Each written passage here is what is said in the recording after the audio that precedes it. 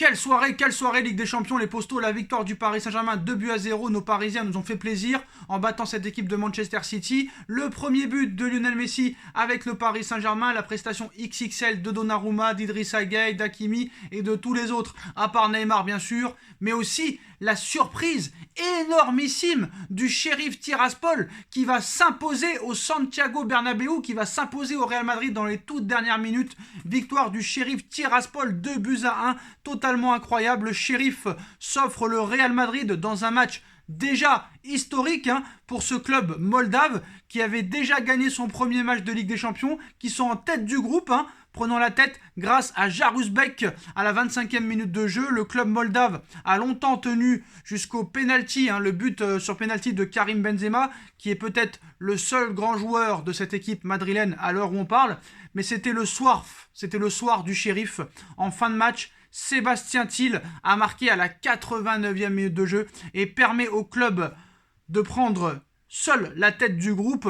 Exceptionnel pour ce club, mais quelle désillusion pour le Real Madrid. Parce que certes, le Real Madrid est un club historique, mais ce soir, le Real va rentrer dans l'histoire du nullissime. Ce soir, le seul qui est au niveau, c'est Karim Benzema. Le seul qu'il faut respecter, c'est Karim Benzema, pendant qu'il y en a d'autres qui sucent Neymar, qui est de pire en pire à chaque match. Parce que les seuls arguments sur Neymar que les gens ont pour le défendre, c'est TG, c'est FDP, c'est FTG. Donc pas beaucoup d'arguments. On défend des joueurs comme Hazard, on défend des joueurs comme Neymar, tout ça parce qu'ils ont une note très élevée dans FIFA. Tous ceux qui encensent et défendent ces joueurs sont des petits de 15 ans qui ne comprennent pas grand-chose au football, mais qui sont plus des fans de FIFA. Mais bon, on va pas parler de ça, on va parler du match du Real Madrid. Certes, le Real a été dominateur, mais ce soir, qui a été efficace devant le but, c'est cette équipe du Sheriff.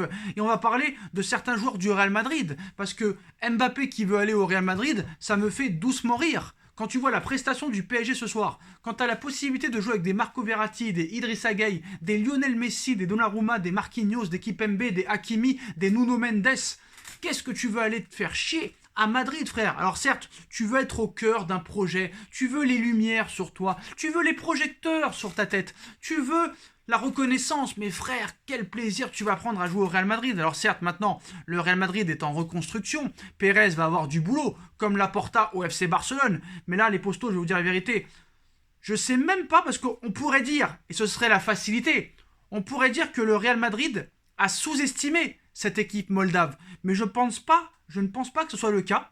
Je pense que quand même le Real Madrid a été assez dominateur, a eu beaucoup d'occasions, mais il pouvait jouer toute la nuit dans le jeu, il ne marquait pas. Il ne pouvait que marquer sur un coup de pied arrêté ou un contre son camp.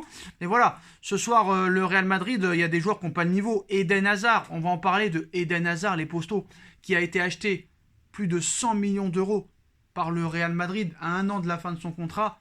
Et peut-être que lui, c'est encore pire que Neymar. Peut-être encore pire que Neymar, parce qu'en plus des blessures, en plus des mauvaises contre-performances, ce joueur-là aussi ne sert strictement à rien. Strictement à rien, c'est un poteau.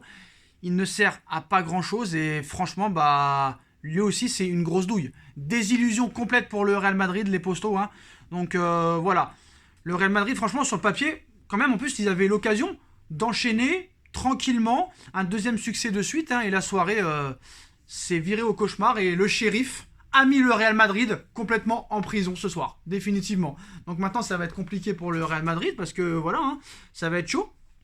Maintenant, on a vu que ils vont avoir des grosses complications maintenant au niveau de la suite parce que je pense que l'Inter de Milan en match retour, c'est pas gagné. On verra ce qui se passera.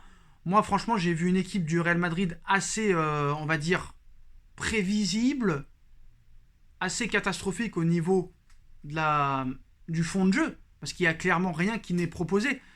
Il n'y a pas de réelle identité, je ne sais pas jusqu'à où ça peut aller, je suis curieux de voir un petit peu la suite des événements pour l'Inter, pour le Real Madrid, excusez-moi, parce que j'ai vu encore un Casemiro ce soir assez catastrophique, voilà, j'ai pas peur de le dire.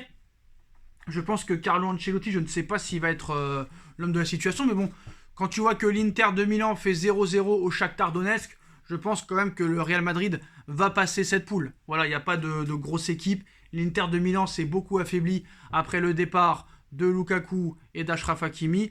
Mais voilà, ce soir, du côté du Real Madrid, j'ai vu des joueurs pour qui ils se prennent, quoi. Les mecs, ils ont une possibilité de montrer au coach qu'ils ont le niveau de jouer dans cette équipe du Real Madrid et ils ne font rien. Ils ne font rien. Je suis désolé, ce n'est pas acceptable. Le Real Madrid, ce soir, c'est 31 tirs. 31 tirs, vous vous rendez compte? 31 tirs. Seulement 11 cadrés. Alors que le Sheriff a 4 tirs, 3 cadrés, 2 buts. On parle quand même du Real Madrid. Ils ont eu 76% de possession de balles. Mais moi, je voudrais parler un peu des autres joueurs parce que c'est bien beau de taper sur Eden Hazard. Je voudrais taper aussi sur d'autres joueurs. Ce Miguel à gauche, d'où il sort ce joueur? Miguel n'a tout simplement pas le niveau de la Ligue des Champions, ni de jouer contre le Sheriff. Après, on a Casemiro, qui est en dessous de tout depuis le début de saison. Moi, je trouve que Casemiro, certes, ça a été l'un des meilleurs milieux du Real Madrid ces dernières années, mais ce début de saison est très poussif pour Casemiro. On a vu un Eden Hazard lamentable. On a vu un Nacho qui n'a pas le niveau non plus à droite. Donc, c'est vrai que l'absence de Ferland Mendy, l'absence de Carvajal fait vraiment du mal. L'absence aussi de Toni Kroos et de Luka Modric a fait... a mis en difficulté cette équipe du Real Madrid. Le Real Madrid est dépendant de Toni Kroos, est dépendant de Luka Modric. Et quand ils ne sont pas là, ce n'est pas le même Real Madrid. Quand Carvajal n'est pas là, c'est pas le même Real Madrid. Peut-être que les 3 meilleurs joueurs ce soir n'étaient pas là. Certes, Karim Benzema était là, mais Karim Benzema n'est pas aidé. Karim Benzema est tout seul dans cette équipe. Et même quand il est tout seul, Karim Benzema arrive à marquer des buts. Hazard, il n'a aucun soutien de Hazard. Hazard n'apporte rien à Karim Benzema, Hazard n'apporte rien au Real Madrid. Même Vinicius Junior ce soir, il a couru un petit peu dans le vide. Alors certes, ses accélérations fulgurantes peuvent apporter quelque chose, mais il ne faut pas non plus être trop personnel. Karim Benzema ne peut pas tout faire au front de l'attaque. Benzema, on le voyait à gauche, on le voyait à droite, on le voyait dans l'axe, on le voyait faux neuf, on le voyait même récupérer les ballons. Voilà, heureusement que Karim Benzema, à l'heure actuelle, est au Real Madrid, parce que je pense que voilà. Après, bon, je ne vais pas vous mentir, en mettant cette équipe-là, Carlo Ancelotti a carrément, pour moi, sous-estimé cette équipe du Sheriff. Mais voilà, ce soir, c'est une victoire exceptionnelle. Exceptionnelle, ce soir, du Sheriff Tiraspol. Victoire mémorable, victoire historique et désillusion pour le Real Madrid. Maintenant, cette poule va être très intéressante à suivre. Est-ce que l'Inter va pouvoir remonter la pente? Mais voilà, ce soir, on a vu quand même un Real assez brouillon, assez déséquilibré. Trop d'occasions ratées, ce n'est pas normal. Puis voilà, pour les autres résultats, on a vu un Liverpool exceptionnel qui a étrillé complètement Liverpool. On a vu un Inter de Milan assez critique. On a vu un Atlético Madrid toujours aussi ennuyeux à regarder. On a vu un Inter pas exceptionnellement bon au Shakhtar Donetsk. Donc voilà les résultats du soir. L'Atlético Madrid qui gagne à Milan. Je me suis confondu. C'est Milan AC qui a été un peu catastrophique, excusez-moi. L'Atlético Madrid a gagné dans les dernières secondes. Alors l'Atlético Madrid qui gagne à la 97e, ça commence à se voir.